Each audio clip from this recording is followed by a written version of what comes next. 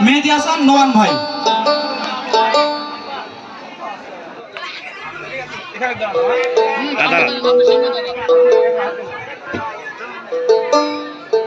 বিসমিল্লাহির রহমানির রহিম। 3 দিন ব্যাপী পবিত্র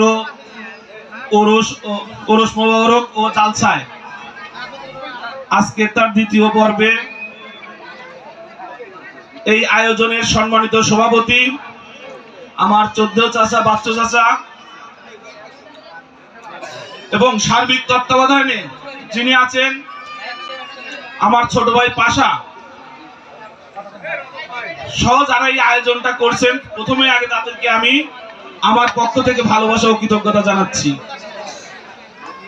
আজকের এই প্রোগ্রামে প্রধান অতিথি নাটোর 4 বড়াইগ্রাম গুরদাসপুরের কৃতি সন্তান আমাদের সবার নয়নের মণি আব্দুল আজিজ ভাই সহ যারা এখানে অতিথি আছেন, সবার প্রতি ভালোবাসা ও শ্রদ্ধা রেখে আমি 2টা কথা বলবো। শুধুমাত্র আমি আপনাদের ডিস্টার্ব করছি, আসলে গান চলাকালীন অবস্থায় মঞ্চে এসে কথা বলাটা একরকম বেয়াদবি হয়েছে, আপনাদের মনোযোগটা দৃষ্টি আকর্ষণ ব্যাঘাত ঘটছে। আমি মোহাম্মদ মেহেদী হাসান নোমান, আমার বাসা বড়াইগ্রাম ইউনিয়নে, আমি বিএনপি পরিবারের সন্তান।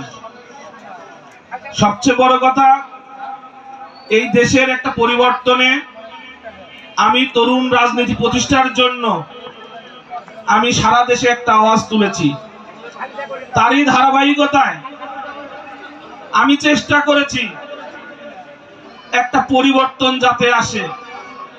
সেই পরিবর্তন হয়তো আমি ভয়েসটা রেজ করছিলাম, তবে কোনো না কোনো তরুণদের দ্বারাই এই পরিবর্তনটা ঘটছে।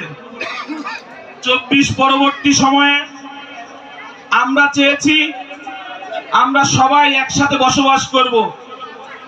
আওয়ামী লীগ, বিএনপি, জামাত, হিন্দু, মুসলিম, বৌদ্ধ সবাই আমরা যারা বাংলাদেশি তারা একটা নতুন বাংলাদেশে বসবাস করব। আমরা চাই একটা নতুন বাংলাদেশ, আমরা চাই তারুণ্য নির্ভর বাংলাদেশ। আগামীতে তরুণরা তাদের রাজনীতিতে প্রত্যেকটা জায়গায় প্রত্যেকটা সেক্টরে অবদান রাখুক, এটা আমরা তরুণরা চাই। আমরা তরুণরা চাই বিধায় আজকে আপনাদের সামনে, আমার সামনে বয়োজ্যেষ্ঠ আমার মুরব্বী দাদা আছে, ভাই আছে, চাচা আছে, সবার কাছে আমার মা আছে, বোনরা আছে, সবার কাছে আমি আমার জন্য আপনাদের কাছে দোয়া প্রার্থনা করছি। আগামী আসন্ন উপজেলা চেয়ারম্যান প্রার্থী হিসাবে আমি প্রতিদ্বন্দ্বিতা করব। আমাকে আপনাদের প্রার্থনা রাখেন, আমাকে আপনাদের দোয়া রাখেন। আমি চেষ্টা করব আপনাদের পাশে থাকার।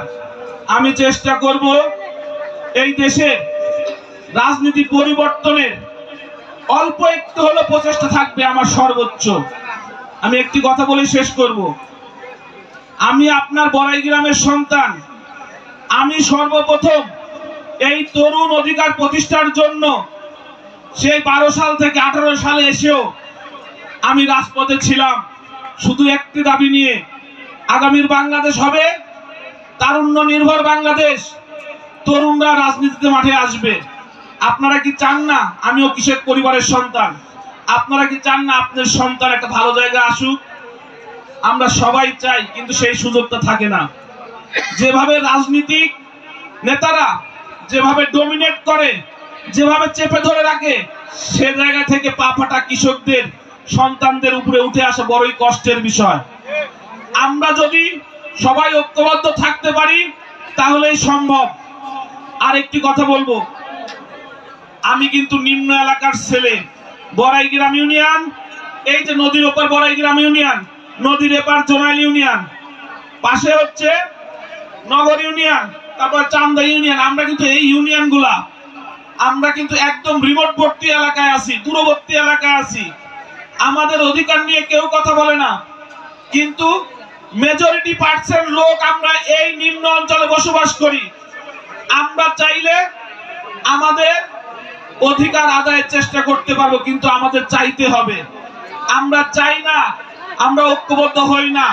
আমাদের ফার্স্ট উচিত হবে আমাদের অ্যাকুমুলেট হওয়া, ঐক্যবদ্ধ হওয়া, দল মত নির্বিশেষে আমাদের নিম্ন অঞ্চলের টানটা সর্বপ্রথম থাকতে হবে।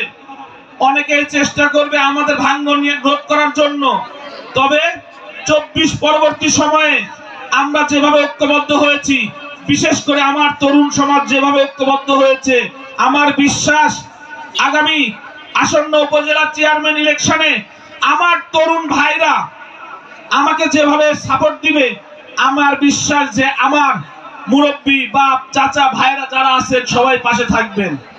থাকবেন তো নাকি? থাকবেন। এটা আপনাদের অধিকার। আপনাদের অধিকার যদি আপনারা আদায় না করে নিতে পারেন, আপনারা মনে করছেন যে আমাকে ভোট দিবেন বা আরেকজনকে ভোট দিবেন সেই তো হবে, কাউকে না কাউকে মাথা উঁচু করে দাঁড়াইতে হবে, তাহলেই তো আপনারা একটা অধিকার আদায়ের রাস্তা পাবেন। আপনারা সাপোজ মনে করেন যে কেউ একজন বনপাড়া থেকে বা অন্য একটা এলাকা থেকে চেয়ারম্যান বারবার হয়, আমরা কতটুক তার কাছে গিয়ে কোনো কিছু করতে পারি? কোনো কাজের জন্য যাইতে হলে আমাদের সিরিয়াসলি আমরা যাইতে পারি না। যাই হোক, অনেক লম্বা হয়ে গেছে, আপনারা বিরক্ত বোধ করছেন। সর্বশেষ আমার 14 চাচা আব্দুল সালাম চাচা সহ এখানে আমার বাচ্চু চাচা সহ সবার কাছে এবং আপনাদের মা বোনদের সবার কাছে আমি আমার দোয়া প্রার্থনা আপনাদের কাছে রেখে, আমরা সবাই সবার জন্য দোয়া করি। আমি আপনাদের জন্য দোয়া করব, আপনি আমাদের জন্য দোয়া করবেন। আর কিছু না করতে পারি, দোয়া তো করতে পারি নাকি?